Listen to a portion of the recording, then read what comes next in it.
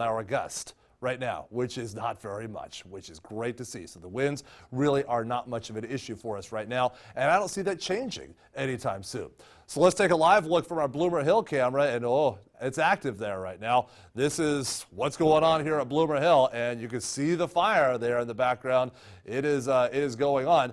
But we will talk about the weather in this case, and look at the trees, the ones in the foreground here we're talking about. They are not moving. It is very quiet up there wind-wise, and, well, you can see smoke from the fire in the background there. It is, if you look carefully, it is drifting more or less vertically and not being blown one way or another way. So the winds there on the fire lines, they do not look like they are doing much, at least not from this vantage point. And this is the Bloomer Hill camera. This is on the far north end of Lake Oroville, far, far from the city of Oroville. It's close to the Highway 70 bridge over the west branch of the Feather River, not too far from that, I suppose. And this is up there about 3,000 feet, and those plumes of smoke there from the campfire, not really moving around a lot, more or less rising vertically.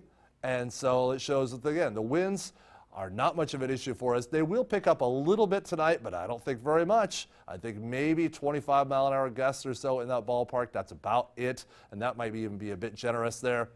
So it looks like we've really turned a corner as far as the winds go, and they're going to be less and less and less of an issue for us as we go deeper into the week.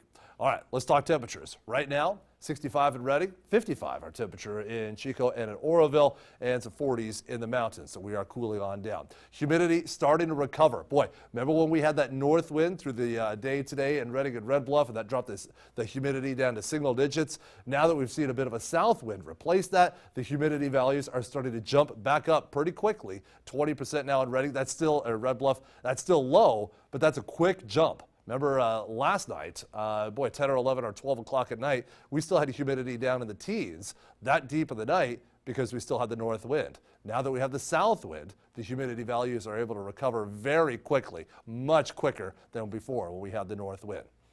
All right, visibility, 10 miles right now in Redding and Red Bluff, 2 miles in Chico, 3 in Oroville, 2 in Marysville and Yuba City because of all the smoke. And the fact that the winds have really calmed on down is going to mean that all this smoke is going to be hanging around here for a while. So our air quality in Butte County and other areas around the campfire is really going to go downhill. Yesterday, our air quality was actually kind of decent.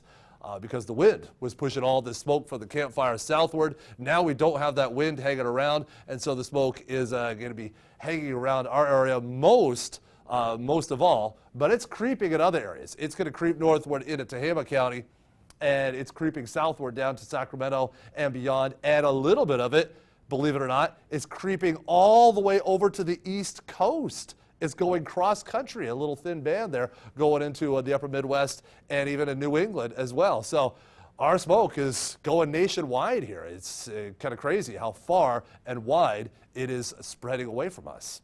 All right, let's talk about some good news here, and that is the extended forecast. We actually have rain in our extended forecast, not this week. This week's still going to be dry. We look further out there. Oh, next Tuesday.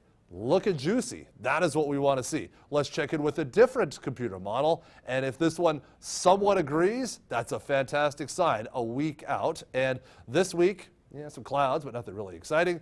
This is exciting. This is Thanksgiving we're looking at here, and that is also a very wet solution. We love to see that. So the particular days are still somewhat open for debate, but the fact that they're both saying rain next week, that is a fantastic, fantastic thing.